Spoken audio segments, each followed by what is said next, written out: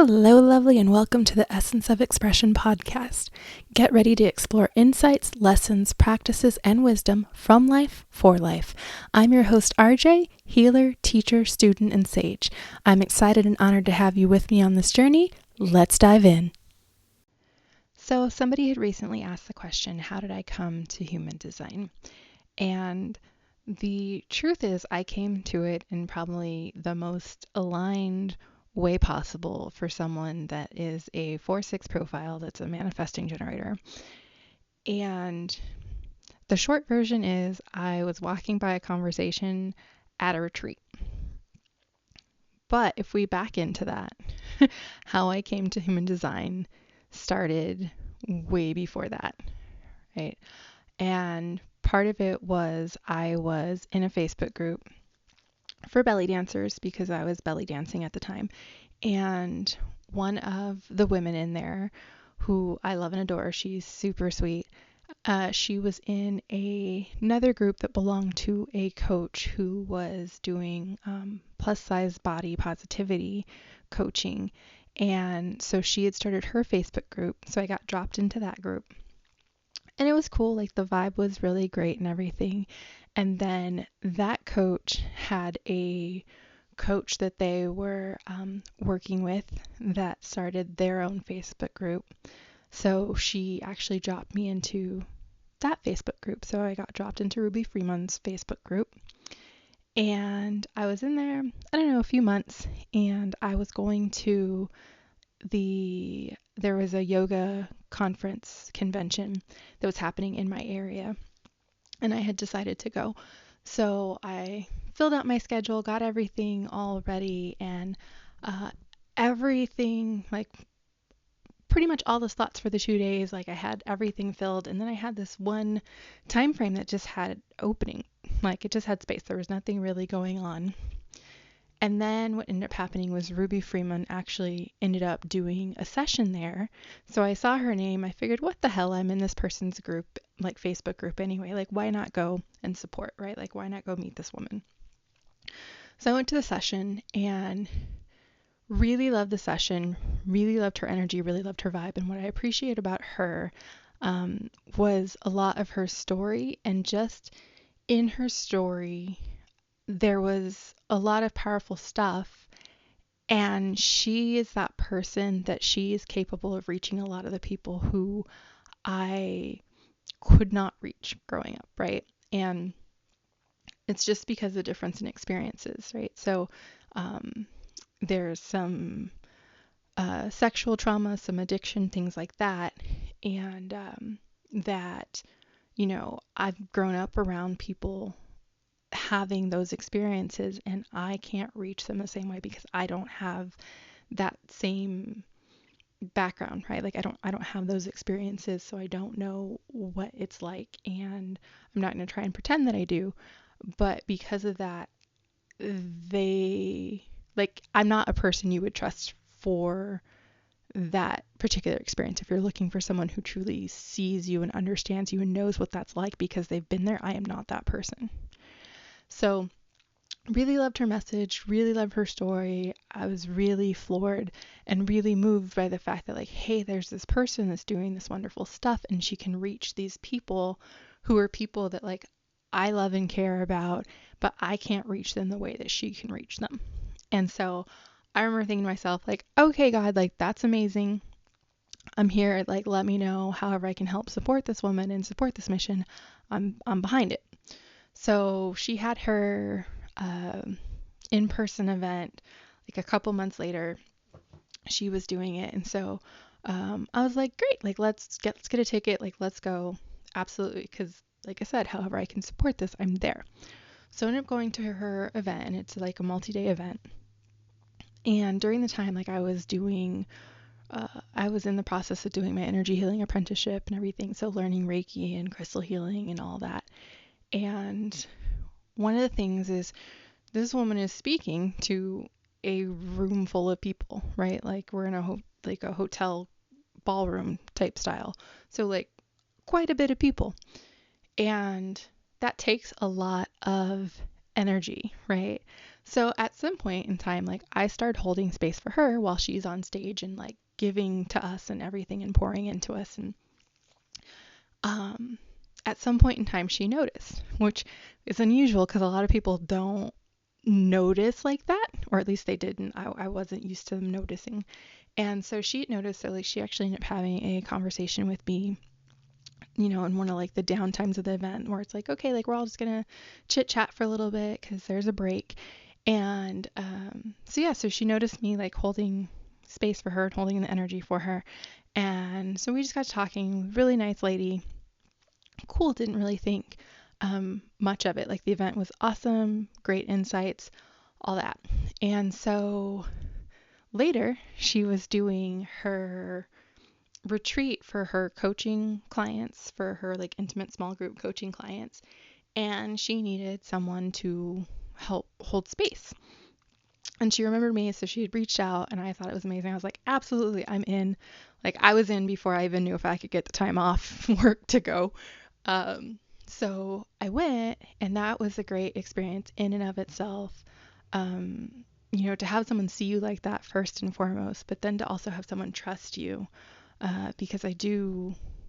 That's what for me, whenever I get to hold people in their energy and in their vulnerability and in that um, space of like, hey, I'm bringing up all this messiness so I can look at it and I can sort through and I can heal, right? That's a very vulnerable space. And even when you're not like healing, just being able to have that trust and to have that sharing and that openness, huge honor.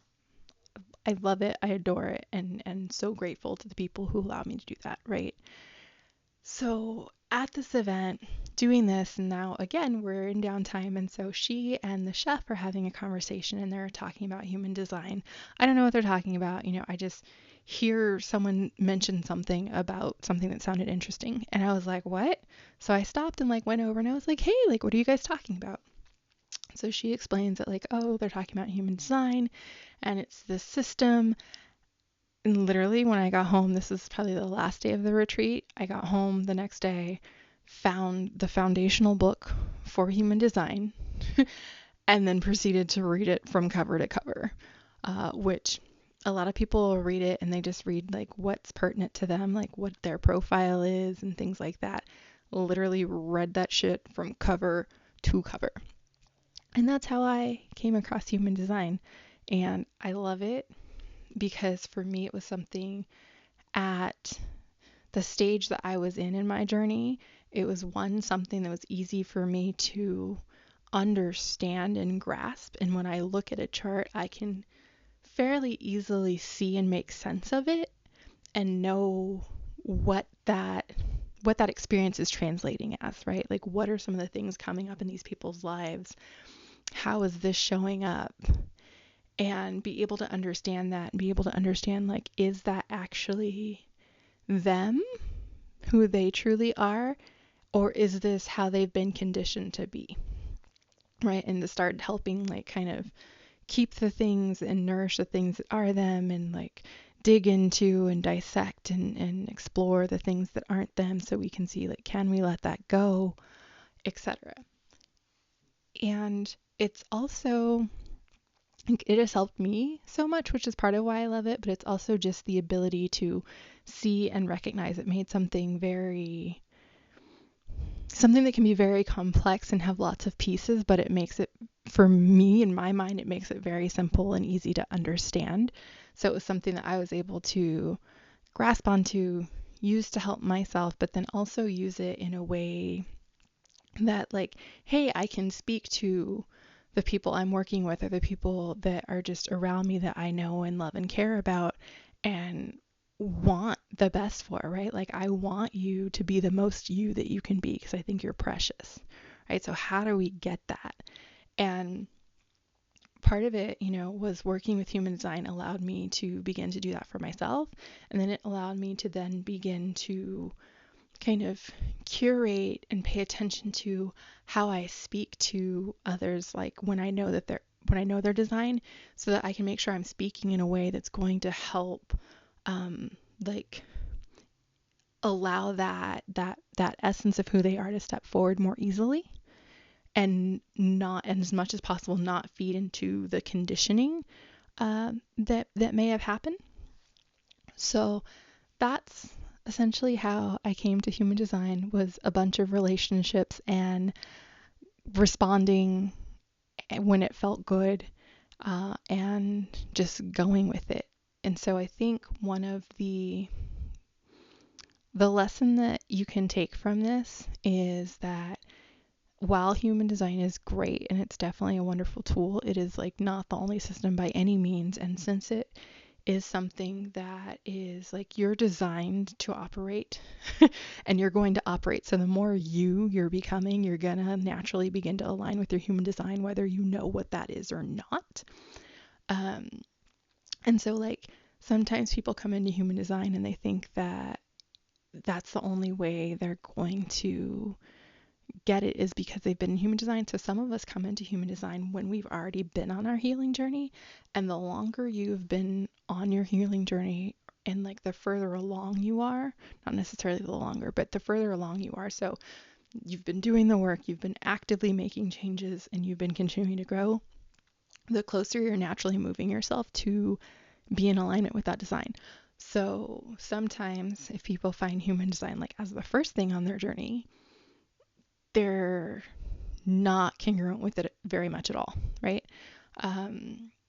When I found it, I was already starting to align certain things, so I was already operating more in line with my design, not because I knew my design, but just because I had already begun that journey of returning to myself and being me and letting go of the shoulds and the conditioning and the training, right? And the beliefs that weren't serving, that were like just inherited, and like most people, like all of us tend to do, especially when we're little, like we just, okay, like that's just what it is, and we just accept it and operate on that as like a foundational principle, which may or may not be true, but we don't think it may or may not be true. We're just like, all right, got it, that's how things are.